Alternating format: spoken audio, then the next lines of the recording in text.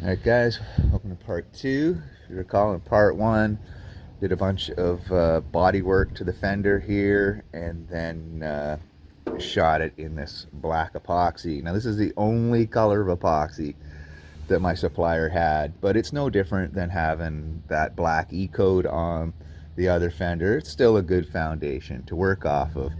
Now I have to apologize for, in the last video I kept talking about taking it to bare metal and then not doing that, but some areas did go to bare metal. So it's kind of one of those things when you're working on your project. It's like, as you're working away, it's go, is this paint good enough foundation to put your epoxy or your primer, or do you actually have to strip it down, as the case with the hood for the project. Now, nice thing here, now this has been sitting for a couple of weeks. I'm just getting back to it. So this whole thing is going to get sanded with some 220 grit. But right now I'm working on this area here. There's a little buckle in the 2 layers of metal here. You can hammer on that all day. It's kind of gone almost like a spring in there. You can hammer it down, but it wants to keep separating. Now it's flat here, and it's actually buckled down here. I've addressed this issue when I was doing some of the rough body work. This is now a nice straight line in here. Well, good enough. But so I've gone and done is I've put a clamp on either side of the most open area, and I've drilled about 3/4 of the way through. So I'm going to pull out the MIG welder and just weld that 2 pieces of metal together. Let me get in here. I don't know if you can see, here's the base metal on the top, and then there's a little tiny ring there. That's where the second layer starts. So I should be able to bond these 2 together, and that'll be like a permanent pinch weld there. Grind that off, and then this area will stay flat, so I can bring this area up. Okay, that's where I'm at. Gonna do that, bring you back.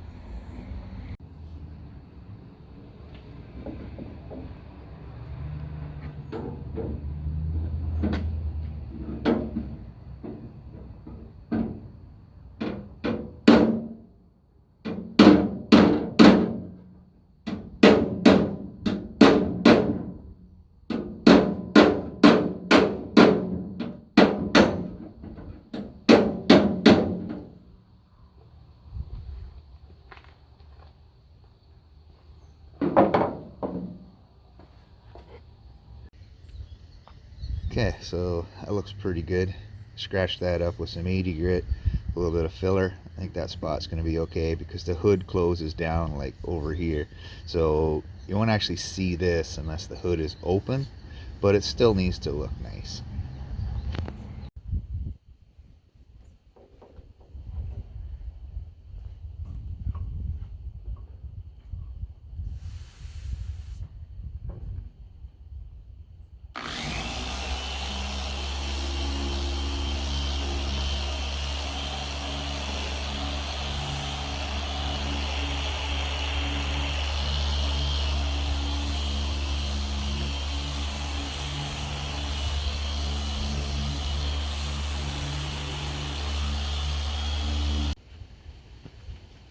So stop for a second, wiped it off just to show you this unfinished body work. You can see the gray scratches and the little black scratches that were left behind there. You can definitely see it in there, and down here where I've done some body work. Just a light scuff here. Here's a little ding that needs fixed up. So once I get this all sanded quickly with the 220, this is basically going to create a roadmap for me to follow and finish up all this body work. Now, I've gone over most of the whole piece, and you can see all the imperfections that I was talking about. Now here's the thing, I'm running 220 with the interface pad on here because there's so many radius lines on this fender. If you're using a hard pad, you'd cut in and create some new lines to take out. Now here's the thing I'm finding with the Part2 cable. DA sander, it has 6 variable speed settings. Personally finding number 5 the most useful setting. 6 is a little too fast and 4 is a little too slow. Number 5. Alright, now these little stone chips and stuff here, I'll pick those up in the primer coat.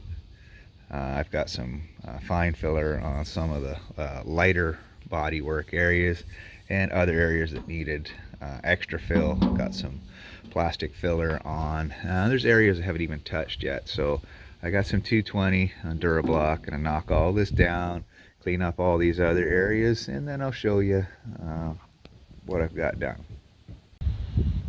Now, thought I'd just share this with you quick, and then we'll get back to the Fender. You can see off in the distance there, the trees are all turning color. Fall is in the air, which means winter is right behind it. Now, with that being said, this is probably going to be the last piece of paint work that gets done on the old project truck for this year. And as such, bodywork is pretty much complete. All scuffed down with 220 here. Clean it up, put it in the garage, spray some primer.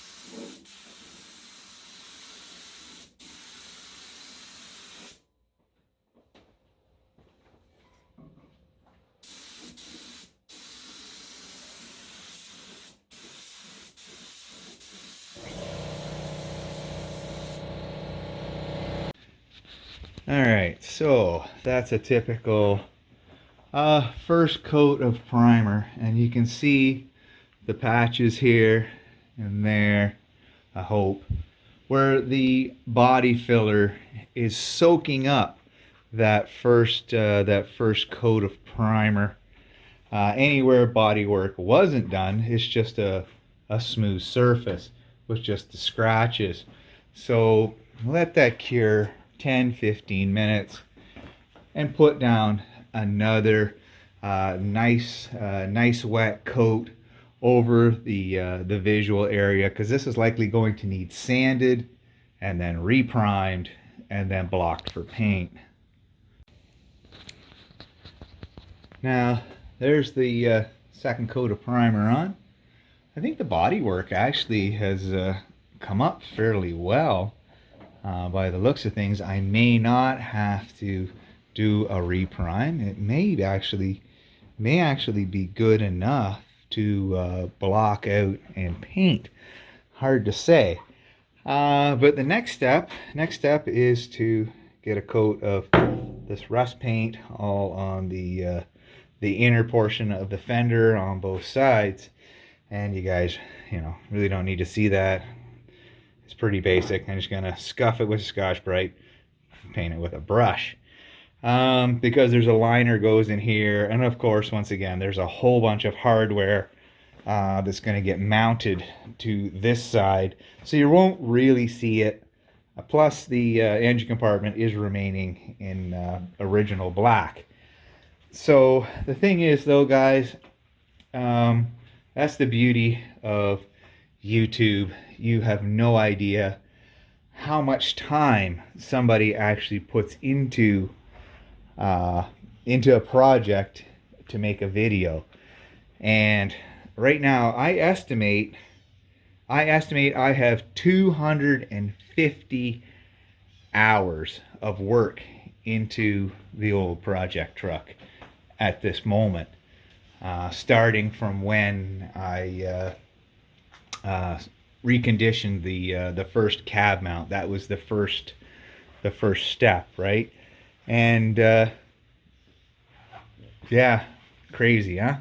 So yeah, 250 hours. If you're paying somebody, $20 an hour, yeah, that's like $5,000 worth of work. Crazy, huh? Got the inner fender painted with just paintbrush and some flat black rust paint. Looks good. Got my guide coat applied here. It's just plain old flat black spray bomb.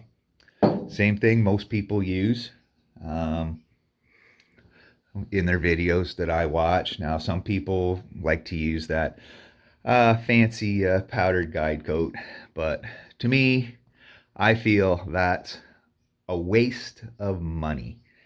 $40 for a tin of powdered guide coat, or $4 for a can of flat black spray paint. And this same can has done every part on the project truck so far, and there's still like over half of a can here. So $40 for a can of that, or $4 for a can of this. Your choice. To me, waste of money. What else can I tell you about getting a nice paint job in the garage while I'm on the topic? That would be put water on the floor. Water's your best friend when it comes to painting in your garage. Now, you can buy chemicals to put on the floor to control the dust. Once again, that's a waste of money as well, because the dust probably isn't coming from the floor if you've got water on it. The dust is coming from the rest of the environment. I have a big fan here, but it's for when it's like hot in here. And if I'm gonna run a fan, I use, I don't know where it is, around here somewhere.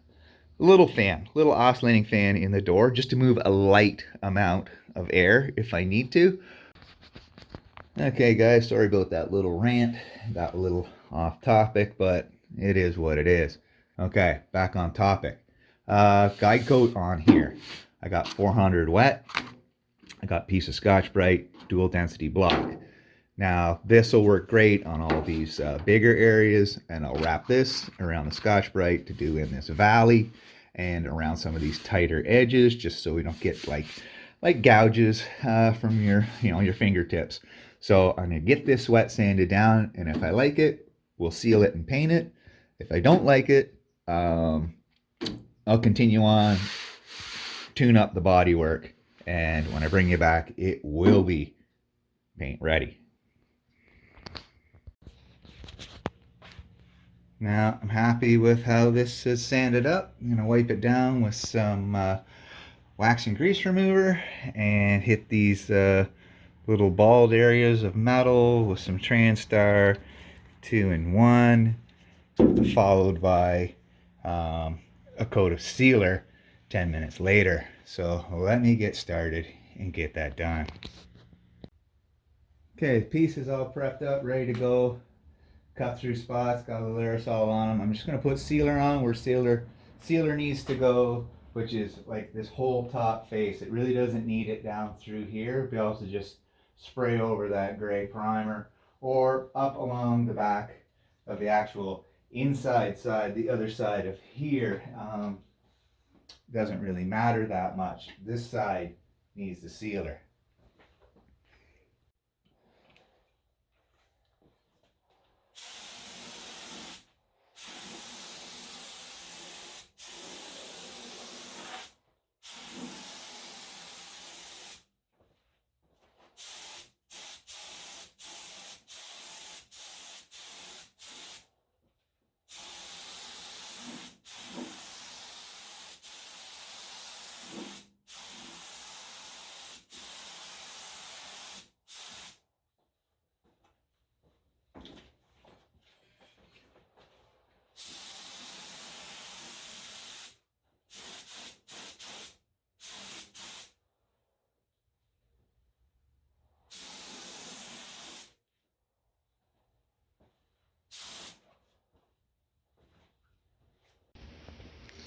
Okay, after I got the sealer down and went out and came back, I noticed a little spot here.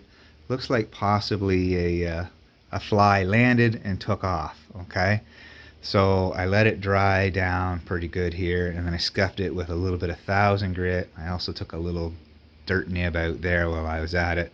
So once I get it all based in, I'm going to come back to here and make sure that this is looks really good, because the base coat will fill up a bit of that, and if I have to like give it a little tiny sanding like I just did again, and then just put a little puff over it to top it up, that's what I'll have to do.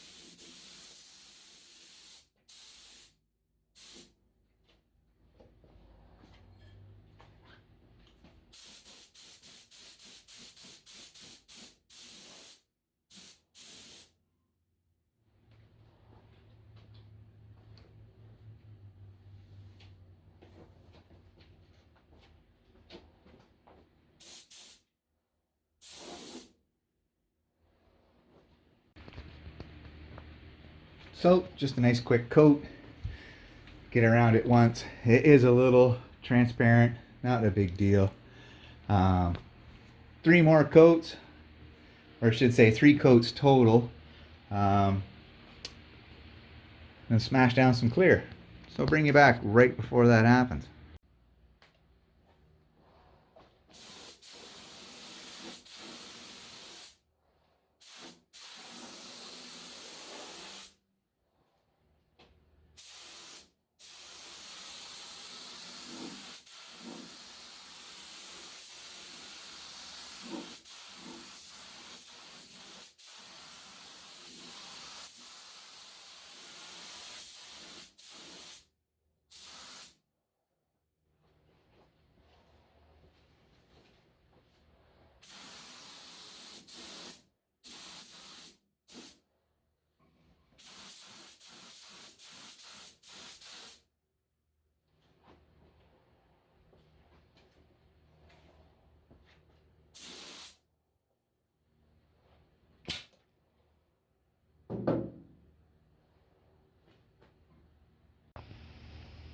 Now that's one nice first wet coat of clear here, and this radius edge seems to be screwing up my spray pattern for some reason. It's like deflecting, and guess what? As soon as that went down, what do we got? We got a mosquito walking through the clear. And there he is, guys. I got him on the tip of this razor blade and managed to pluck him out without making a mess. And there he goes again. That's the second coat of clear, pretty much right off the gun here. Looks very acceptable to me. I think the piece turned out rather well. I'm gonna shut the little fan off. This little fan I was talking about earlier. That's all I got running in here, that little tiny fan. It's all you really need. And so yeah, I'm gonna shut that fan off, shut the lights off, close the door, clean the spray gun, and come back once this is hardened up.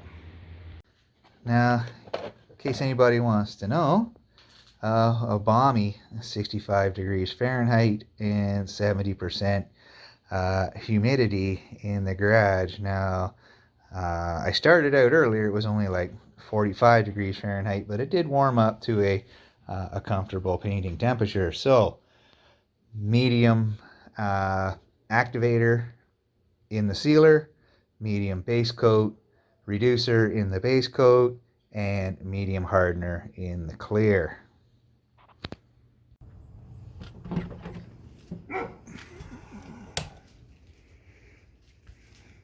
Okay, it's now touch dry. At least it should be touch dry. Yeah, it's touch dry. Don't have to worry about the bugs getting in it. Like I said earlier, I think it overall turned out really, really good. And I'm quite happy with it. Now, I'll let this harden for a few days and then get busy, maybe start putting some of this truck together. So thanks for watching, guys. As always, till the next one, peace.